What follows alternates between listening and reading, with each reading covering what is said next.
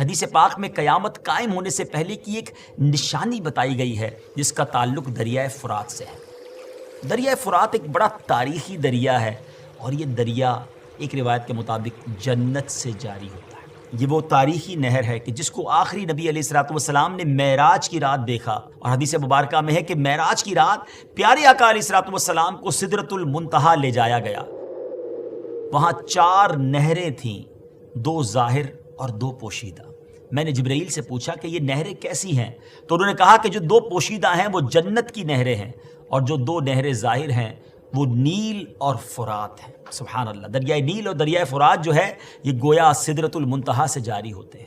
امیر المومنین حضرت سیدنا عمر فاروق رضی اللہ تعالیٰ عنہ فرماتے ہیں، اگر دریائے فرات کے کنارے ایک بکری کا بچہ بھی مر جائے تو مجھے اس بات کا خوف ہے کہ کہیں مجھ سے اس بارے میں بروز قیامت سوال نہ کیا جائے۔ بہرحال اس دریائے فرات کے کنارے میدان کربلا میں نواسہ رسول جگر گوشہ بطول حضرت امام حسین رضی اللہ تعالیٰ عنہ کو شہید کیا گیا تھا۔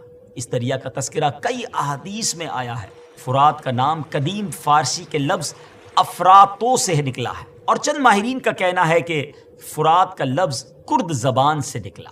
نبی پاک علیہ الصلوۃ والسلام نے فرمایا کہ قیامت قائم نہ ہوگی حتیٰ کہ فرات سونے کے پہاڑ سے کھل جائے گا، اس پر لوگ آپس میں جنگ کریں گے، یعنی فرات کا پانی خشک ہو جائے گا اور اس کی تہہ میں سونا چاندی کا خزانہ ظاہر ہو جائے گا، اور اس سونے کو حاصل کرنے کے لیے، اس کا مالک بننے کے لیے سلطنتیں جنگ کریں گی، عوام لڑیں گے۔ یعنی سیدھے الفاظ میں کہا جائے تو وہ سونا کیا ہوگا؟ جنگ و جدال کی جڑ اور ہلاکت کا سبب ہوگا۔ اس لڑائی کے نتیجے میں پیارے آقا علیہ الصلوۃ والسلام نے فرمایا ہر 100 میں سے 99 آدمی، جی ہاں 99 لوگ قتل ہو جائیں گے۔ اٹ مینز 99% لوگ جو اس لڑائی میں ہوں گے وہ مارے جائیں گے۔ ہر شخص یہی کہے گا کہ شاید میں ہی وہ ہوں جو نجات پا جائے۔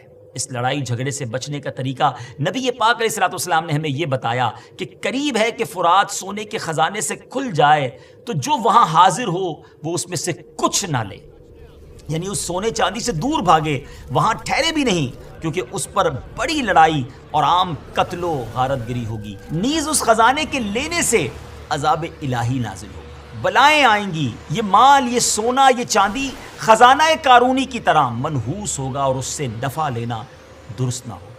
حدیث پاک میں آتا ہے کہ رسول اللہ صلی اللہ تعالیٰ علیہ وسلم نے فرمایا اس کی قسم جس کے قبضے میں میری جان ہے کہ دنیا ختم نہ ہوگی حتیٰ کہ ایک آدمی قبر پر گزرے گا تو وہ وہاں لوٹے گا اور کہے گا کہ ہائے کاش اس قبر والے کی جگہ میں ہوتا۔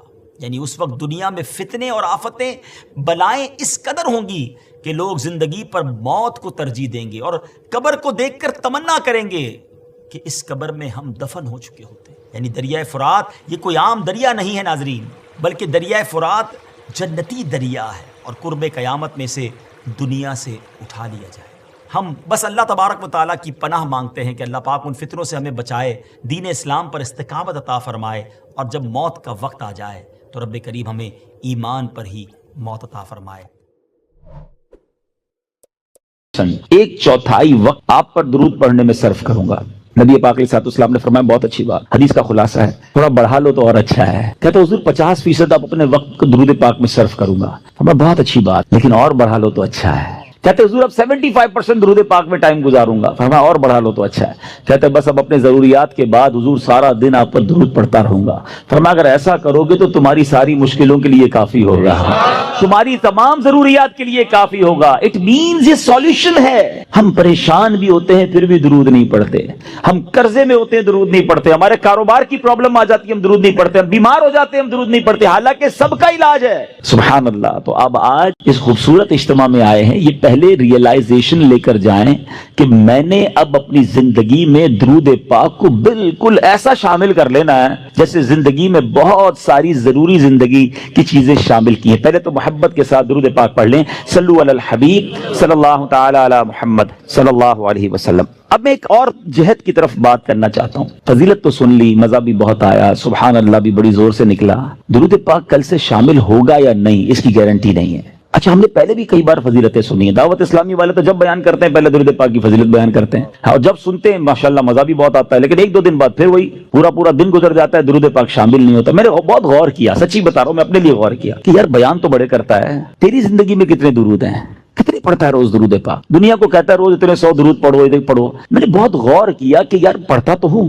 लेकिन जिसको कहे ना कि जिंदगी का जुज़्वे ला युरफक बन जाए, ऐसा जिंदगी का हिस्सा बन जाए कि इसके बगैर जिंदगी ना गुजरे, तो इसका तरीका क्या होगा? आप देखें, जिंदगी में बहुत सारी चीजें आपकी मेरी ऐसी आई जो पहले नहीं थी, मगर हमने उसको जिंदगी का हिस्सा बनाया। मिसाल के तौर पे अल्लाह पाक आप सबको हमेशा सेहतमंद रखे, आफियत में रखे, लेकिन कभी कभी इंसान की जिंदगी में ऐसा मौका आता है दवाई आ जाती है, डॉक्टर कहता है आपको जनाब ये प्रॉब्लम हो गई है, अब सुबह दोपहर शाम ये दवाई पीनी है आपने, और हाल हाल में पीनी है। हम क्या करते हैं? डॉक्टर के सामने ये तो नहीं कहते इंशाअल्लाह, उसके बाद घर चले जाते हैं।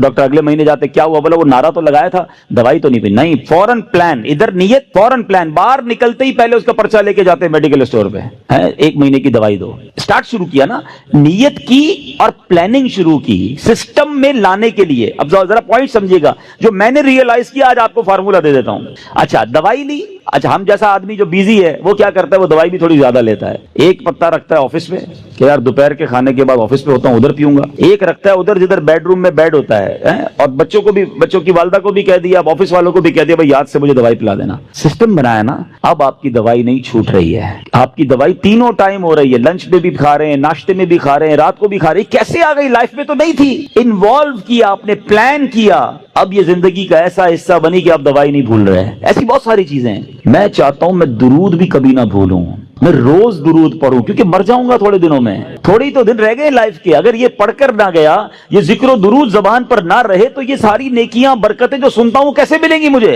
अब सिस्टम कैसे बनेगा? अब मैंने जो अपने लिए बनाया वो अच्छी नीयत से बता देता हूं। आप सबसे पहले अपने साथ तस्बीह रखना शुरू करें। तस्बीह जो है ना, ये जबान की लगाम है, याद रखें। कोई भी तस्बीह हो आपके साथ होनी चाहिए। अच्छा, तस्बीह भी एक ना लें, आप तस्बीह लें 3-4। एक रखें अपनी गाड़ी में, एक रखें अपने बेडरूम में जिस जहां लेटते हैं ना अपने साथ उधर, एक रखें अपनी ऑफिस की टेबल पर। ये तस्बीहां आपको याद दिलाएंगी दुरूद बाकी है, जिक्र बाकी है। जिधर मौका मिले, आपको कोई कहना यार 5 मिनट में आता हूं, 5 मिनट में मोबाइल ना निकालें और ब्राउजिंग शुरू ना कर दे, 5 मिनट में निकालें तस्बीह और आप दुरूद पढ़ना शुरू कर दे। वो 5 मिनट में भर लेनी, 10 मिनट में आ जाए, मसला नहीं, मेरे 100 दुरूद हो जाएंगे। आपको इंतजार महंगा नहीं लगेगा, आपको वेटिंग टाइम बोर नहीं करेगा। आपको पता है इसने इंतजार कराया, मेरे ना जाने कितने गुनाह माफ हो चुके हैं। एक दूसरा फॉर्मूला, अच्छा किसी को ये ना लगे मेरा तस्बीह का कारोबार है, मौलाना साहब कंटेनर बुक करके आए और आज जनाब सबको 4-4 तस्बीह का कह रहे हैं। मेरा कोई तस्बीह का कारोबार नहीं भाई। मैं जो अल्लाह जानते हैं मेरी नीयत क्या है कि मेरी और आपकी लाइफ में दुरूद पाक एक ऐसा जुज बन जाए कि मेरा कोई दिन ना गुजरे कसरत से दुरूद पढ़े बगैर। अच्छा, फिर दूसरा काम एक और कर लें। तकरीबन सारे लोग वॉक करते हैं, अच्छी बात है, सेहत के लिए करनी चाहिए। जब भी वॉक करें ना, जिस तरह जूते पहने बगैर वॉक नहीं करते ना, आपने शूज रखे होते हैं वॉक के, आप तस्बीह जरूर लें। खड़े हो जाए, नहीं मेरी तस्बीह कहाँ है, तस्बीह लाके दो। आप विदाउट तस्बीह वॉक ना करें, आप बिलीव करें आधा घंटा वॉक करोगे इंशाल्लाह 1000 दुरूद पाक हो जाएंगे। आप उसमें और भी वज़ाइफ शामिल कर लें। कलमा पाक की तस्बीह एक पढ़ूंगा, एक सुभान अल्लाह व बिहम्दिही सुभान अल्लाहिल अज़ीम पढ़ लूंगा। इस्तग़फ़ार 70 बार नबी पाक रोजाना पढ़ा करते, मैं इंशाल्लाह 70 बार इस्तग़फ़ार भी पढ़ लूंगा। आप अपना पूरा जिसको कहते हैं शेड्यूल बना सकते हैं, और यकीन करो जिस दिन जिक्र अस्कार दबा के किए होंगे ना, जिसको कहते हैं रच के, उस रात को नींद भी बड़ी अच्छी आती है। हाँ, कि अल्लाह की रहमत से जाया नहीं किया आज का दिन, आज अल्लाह की रहमत से मेरे आका का भी जिक्र किया, अल्लाह का भी जिक्र मेरी जबान ने किया। अगर ये प्लान, इसकी प्लान कब बनेगा? जब इसकी अहमियत महसूस होगी। कहेंगे यार मौलाना साहब इतनी सारी बातें बाकी हैं, पता नहीं किस मौजू को लेके बैठ गए। ठीक है, आपकी मर्जी, अगर आपको ये नॉर्मल और ऑर्डिनरी बात लगती है, वरना बिलीव करें हमारे असलाफ इतना जिक्र करते थे। बुजुर्गान दीन की सीरत को पढ़े ना, एक बुजुर्ग के बारे में आता है, वो हर वक्त जिक्र इलाही करते थे। एक बार किसी रास्ते से गुजरे, वापस आए, फिर उस रोड से गुजरे। किसी ने कहा हज़रत अभी तो गुजर के गए थे इस गली से। कहते हैं हाँ गुजर तो गया था, मगर गुजरते गुजरते अल्लाह का जिक्र नहीं किया था।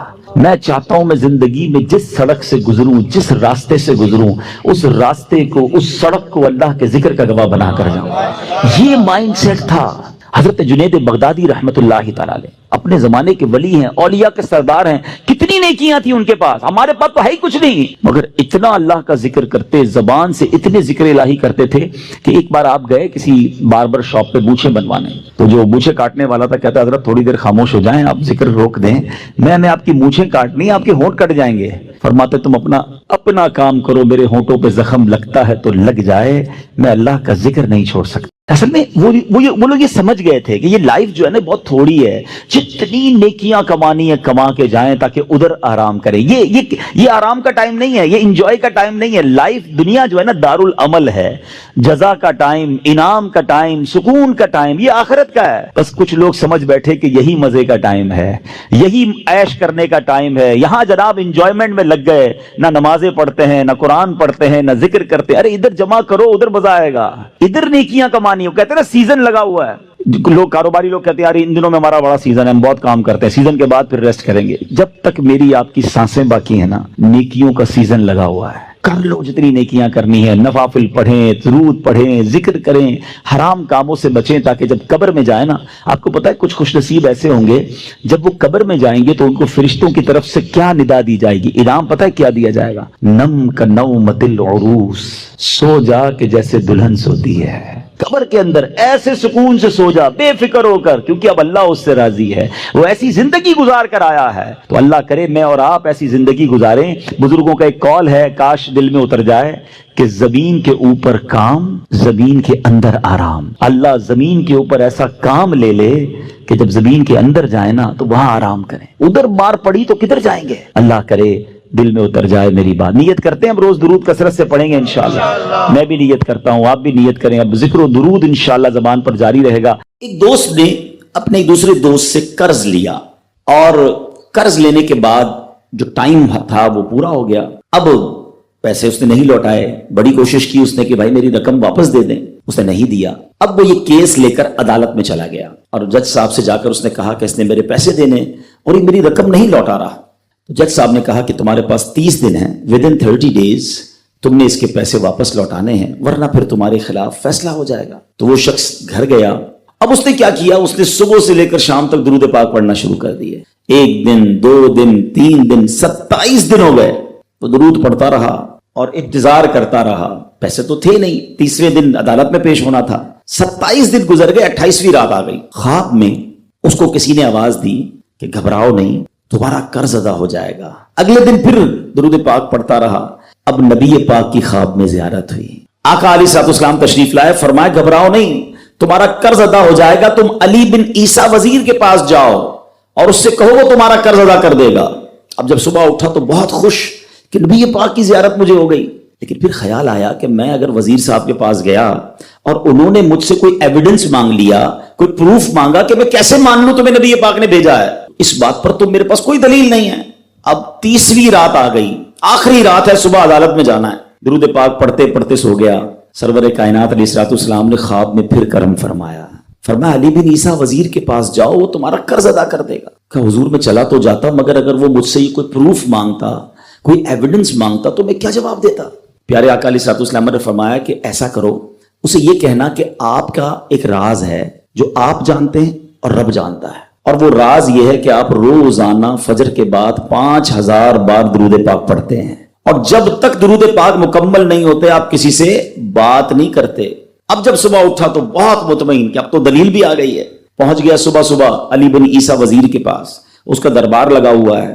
اس نے پیغام بھجوایا کہ میں علی بن عیسیٰ وزیر صاحب سے اکیلے میں ملنا چاہتا ہوں، پیغام لایا ہوں. درباری نے آ کر پوچھا، وزیر صاحب پوچھ رہے ہیں کس کا پیغام لایا ہو؟ کہا میں نبی پاک علیہ الصلوۃ والسلام کا پیغام لایا. فوراً وزیر صاحب نے بلا لیا. کہا فرمائیے. کہ مجھے میرے آقا علیہ الصلوۃ والسلام نے کہا ہے کہ آپ میرا قرض ادا کر دیں. میں 3000 دینار کا مقروض ہوں. Today is the last day in the court. آج مجھے کورٹ میں پیش ہونا ہے. اگر آج میں نے اپنا قرض ادا نہ کیا تو مجھے جو ہے وہ سزا ہو سکتی ہے. علی بن عیسیٰ کہتا ہے میں بالکل آپ کا قرض تو ادا کر سکتا ہوں، مگر مجھے کیسے پتا چلے، کوئی دلیل ہے، کوئی پروف ہے کہ آپ کو نبی پاک علیہ الصلوۃ والسلام نے بھیجا ہے؟ کہتا ہے ہاں، خالی ہاتھ نہیں آیا، آقا نے دلیل بھی عطا فرمائی ہے. اچھا بتائیے کیا دلیل ہے؟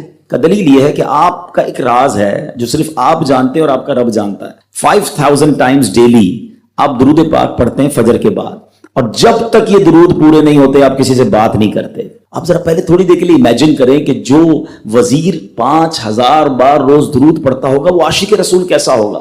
اس کی تو لاٹری نکل آئی نا، وہ تو خوشی سے جھوم اٹھا، کہتا مرحبا یا رسول اللہ، میرے درود پاک قبول ہو گئے، بہت خوش. اب ابھی بیٹھے ہیں آپ.